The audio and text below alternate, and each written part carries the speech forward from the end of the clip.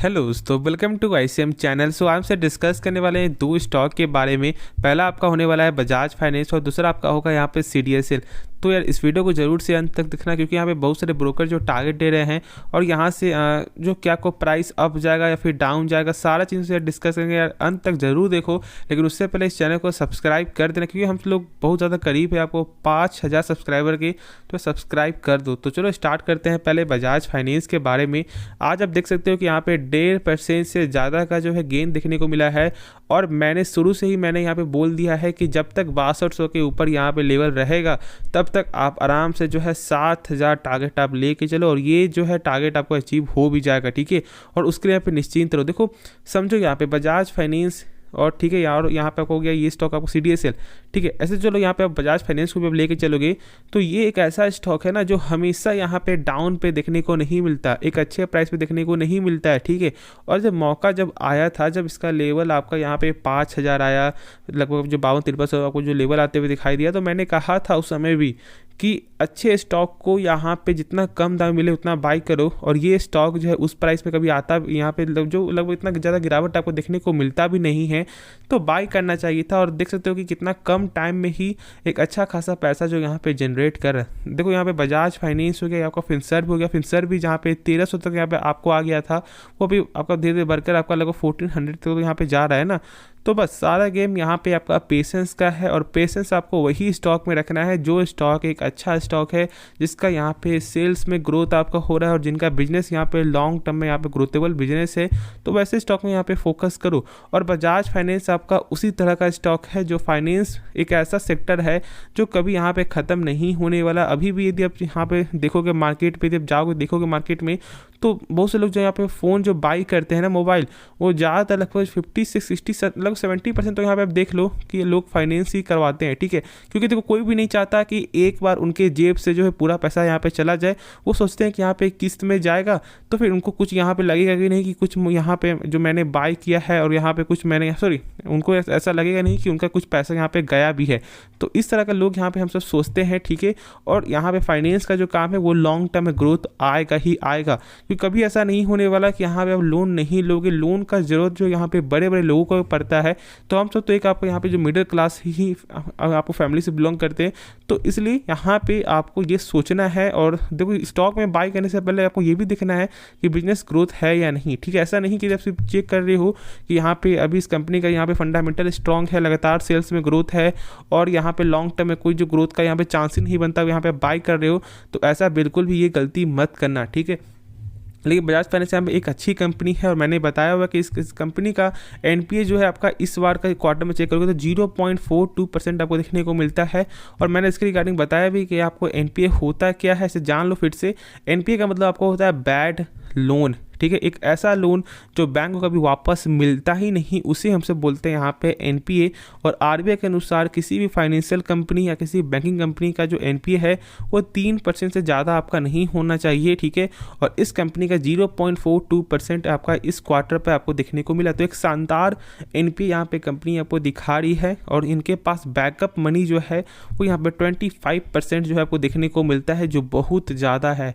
और बजाज यहाँ पे नाम जो है बजाज, वो हमसे जाना ही जाता है आपको कैपिटल के मामले में, और इनके पास जो है कैपिटल की कोई भी कमी नहीं है, ठीक है। तो पहले तो ये जो जान लेते हैं कि ब्रोकर ने क्या टारगेट दिया है, और उसके पहले आप जान लेते हैं कि आज का टोटल यहाँ पे आपको जो डिलीवरी वो कितने % आपको देखने को मिल रहा है। तो आप देख सकते हो कि 48% का यहाँ पे आपका जो माल है वो यहाँ पे उठाया जा रहा है। और यहाँ पे आप ये भी देख लो कि मैंने यहाँ पे आपको बजाज फाइनेंस का ही मैंने यहाँ पे आपको एनएसई में चार्ट खोला है, ठीक है। तो ऐसा कुछ भी फेक नहीं है। और यहाँ पे ब्रोकर जो टारगेट दे रहे हैं ना, वो टारगेट यहाँ पे आपका 8100 ऐसा टारगेट आपको मिलते हुए दिखाई देगा। और ये सब टारगेट कुछ भी नहीं है इनके लिए, क्योंकि आप अब ये भी जान रहे हो कि ये जो कंपनी जब 2016 में जब आपको यहाँ पे स्टॉक स्प्लिट और जब बोनस दी थी, तो उस समय जो प्राइस जो था आपका 10,000 वो घटकर आपका आ चुका था 1000, ठीक है। सारे यहाँ पे जो भी बोनस और यहाँ पे आपको हटा के, ठीक है। और उसके बाद क्या हुआ कि 1000 से घटकर आपको आ चुका था 800। अब 800 से सोच लो कि जो लोगों ने यहाँ पे बाई किया और जब यहाँ पे 8000 गया, तो कितना टाइम्स यहाँ पे पैसा बनते हुए आपको दिखाई दिया है। तो पेशेंस तो यहाँ पे चाहिए मार्केट में यदि आप आए हो पैसा बनाने के लिए, ठीक है, फॉर द लॉन्ग टर्म के लिए, तो पेशेंस आपको दिखाना होगा। आप ये सोच रहे हो कि आज हमसे बाई करेंगे, 2 साल बाद 3 साल बाद यहाँ पे पैसा यहाँ जो 3 गुना 4 गुना हो जाएगा, पॉसिबिलिटी है, लेकिन ये कभी कभी आपका उल्टा भी पड़ जाएगा। तो आप फॉर द लॉन्ग टर्म के लिए सोचो और हर क्वार्टर हर ईयर में यहाँ पे चेक करते रहो कि क्या यहाँ पे आपका ईयर ऑन ईयर में यहाँ पे आपका क्या ग्रोथ हो रहा है या फिर नहीं हो रहा है, क्या यहाँ पे क्वार्टर पे क्या ग्रोथ हो रहा है या फिर नहीं हो रहा है।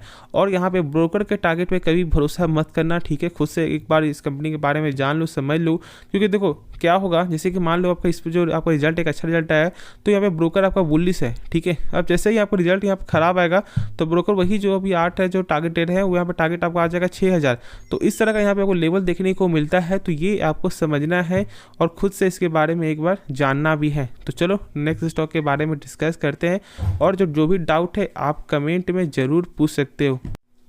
तो हम सब बात करते हैं अब जो है CDSL के बारे में। और आज यदि आप देखोगे तो एक फ्लैट ही यहाँ पे क्लोजिंग आपको देखने को मिल रहा है। अब बहुत से लोगों के यहाँ पे एक मन में सवाल आता है कि क्या ये स्टॉक कब आगे जाएगा, क्या या फिर से यहाँ पे अभी और ज़्यादा डाउन जाएगा। तो एक चीज़ आप जान लो कि ये एक ऐसा स्टॉक है ना जो आपके पोर्टफोलियो में होना चाहिए। अब हम जो है हर गिरावट यहाँ पे आप बाई करो, इसलिए क्योंकि आप जान रहे हो कि मार्केट में जो है धीरे धीरे जो है ना जो संख्या वो यहाँ पे बढ़ने वाली है। जैसे कि जब आपका लगभग 4 से 5 महीने पहले की बात है जब आपका 7 करोड़ का जब आपको आंकड़ा पार हुआ था आपका जो ठीक है इस कंपनी का, और अब क्या आपको हुआ 8 करोड़ का आंकड़ा जो आपका एक्टिव यूजर है, ठीक है, एक्टिव यूजर की हमसे बात कर रहे हैं, वो यहाँ पे आपका आंकड़ा पार होते हुए दिखाई दे। और ये जो आंकड़ा है ना, ऐसा कोई भी गारंटी नहीं है कि 3 सालों में ये जो आंकड़ा आपको 50 करोड़ भी आपको पार हो जाए। तो ये सब बिजनेस यहाँ पे ग्रोथेबल बिजनेस है। अब यहाँ पे एक सवाल क्या आता है कि ऐसा नहीं कि आपका यही एक कंपनी है, नहीं, 2 है, ठीक है, एक आपको हो गया CDSL और एक आपका हो गया यहाँ पे NSDL। लेकिन अभी तक फिलहाल कोई भी जो है स्टॉक जो लिस्टेड वो नहीं है आपका इस कंपनी का। तो यहाँ पे एक प्लस पॉइंट देखने को मिलता है, क्योंकि जानते हो कि यहाँ पे ओल्ड इज गोल्ड होता है। और साथ साथ यहाँ पे अब ये भी जो है देख लो और जान लो कि लगभग जो है बहुत ज़्यादा, ठीक है, बहुत ज़्यादा ब्रोकर जो है वो यहाँ पे आपको जो CDSL के द्वारा ही आपको अकाउंट ओपन करते हैं। इसे मान लो यदि आपका यहाँ पे अकाउंट है तो यदि आप खुद भी चेक कर सकते हो कि आपका जो यहाँ पे, ठीक है, जो भी फंड है, जो भी स्टॉक जो है आपका जहाँ पे आपका बैकअप में है वो आपका यहाँ पे CDSL में ही रहता है। और बहुत ही कम जो आपका यहाँ पे NSDL में देखने को मिलता है। लेकिन यहाँ पे लॉन्ग टर्म के हिसाब से देखोगे तो जो CDSL है ना वो यहाँ पे ग्रोथेबल बिजनेस है।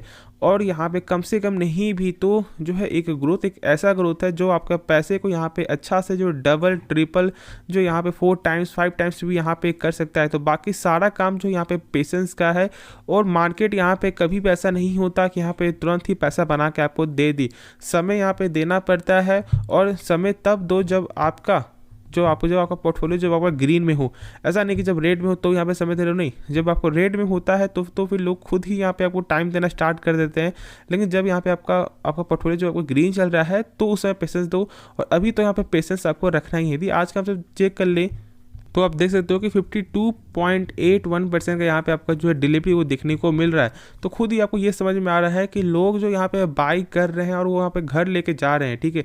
और वजह यहाँ पे साफ यही है कि एक ऐसा प्राइस में भी ये स्टॉक आपको आ चुका है ना जिसमें लोग यहाँ पे आपको अट्रैक्टिव हो रहे हैं। अभी चीज़ आप और जान लो कि जब कोई स्टॉक जब आपको शांत जब रहता है या फिर जब डाउन जाता है ना, उसके बाद जो तेज़ी आएगी वो यहाँ पे देखने लायक आपको तेज़ी होती है। जैसे कि मान लो जब एक ही स्टॉक जब आपको बार बार जो मान लो जैसे कि यहाँ पे 100 में ही चलते हुए दिखाई दे रहा है, तो वो लोग जब यहाँ पे छोड़ देते हैं, मार्केट जब बाहर निकलते हैं, उस समय कोई एक बड़ा मार्केट प्लेयर आपको आता है और यहाँ से जो है बड़ा आपको प्लस पैक देता है, ठीक है, प्लस पॉइंट देता है, फिर उस समय लोग यहाँ पे आपको बाई करते हैं।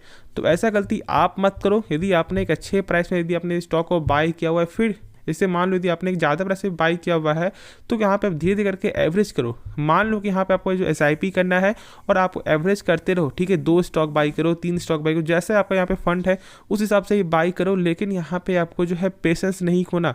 अब देखो मार्केट में जो है तभी लोग आते हैं जब नहीं तो आपको बुल रन जब आपको चलता है और नहीं तो जब आपका एक बियर मार्केट जब आपको चलता है, ठीक है। तो दोनों ही पोजीशन में आप ही का फायदा होगा।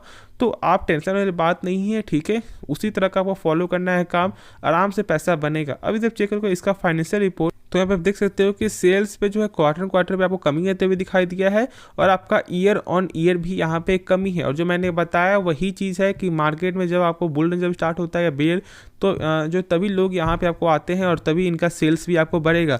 अब प्रॉफिट चेक करोगे तो प्रॉफिट यहाँ पे आपका क्वार्टर भी कम है और आपका ईयर ऑन ईयर भी कम है। तो ये एक ऐसा स्टॉक है जहाँ पे आपको इस तरह का चेक नहीं करना है कि क्या ईयर ऑन ईयर पे सही है या फिर नहीं। और सब स्टॉक एक अलग बात होता है, लेकिन इसमें आपका इसी तरह का ही आपको एक जो प्रॉफिट देखने को मिलेगा, कभी ज़्यादा तो कभी कम। लेकिन फॉर द लॉन्ग टर्म में ये सब जो आंकड़ा है ना वो बहुत ज़्यादा छोटा बढ़ जाएगा। जो अभी आप देख रहे हो 80 करोड़, ऐसा हो सकता है कि लॉन्ग टर्म में यहाँ पे 800 करोड़ का यहाँ पे आपको प्रॉफिट आपको देखने को मिल जाए। तो इसलिए मैं बोल रहा हूँ कि देखो vision for the long term के लिए है, और ऐसा नहीं कि इसका अभी प्रेजेंट खराब है, प्रेजेंट भी यहाँ पे बेहतरीन ही है। तो बस आपका जो विजन लॉन्ग टर्म के लिए है होल्ड करके चलो, ठीक है। और ब्रोकर जो यहाँ पे टारगेट आपको दे भी रहे हैं, बहुत सारे ब्रोकर यहाँ पे आपका थोड़ा सा यहाँ पे भी एक बैकअप में जा रहे हैं, ठीक है, पीछे जा रहे हैं। लेकिन बहुत सारे ब्रोकर यहाँ पे टारगेट जैसे कि 1200 का 1300 ये सब टारगेट आपको मिलते हुए दिखाई दे रहा है। लेकिन मैं आपको यही बोलूँगा कि किसी के कहने पे यहाँ पे, यानी कि आपको ब्रोकर कहने पे या किसी और के कहने पे भी आपको बाय या सेल नहीं करना चाहिए। खुद से इसके बारे में एक बार जो समझ लो, जान लो, उसके बाद जो डिसीजन लेना। बाकी जो भी डाउट है आप कमेंट में पूछ सकते हो, और जो स्टॉक के बारे में जानना चाहते हो उसके बारे में भी आप कमेंट करो, मैं उसके बारे में आपको वीडियो बनाऊंगा। और यदि फंडामेंटल जानना चाहते हो तो आप वो भी कमेंट करो, मैं सारा चीज़ के जो बारे में बना दूंगा।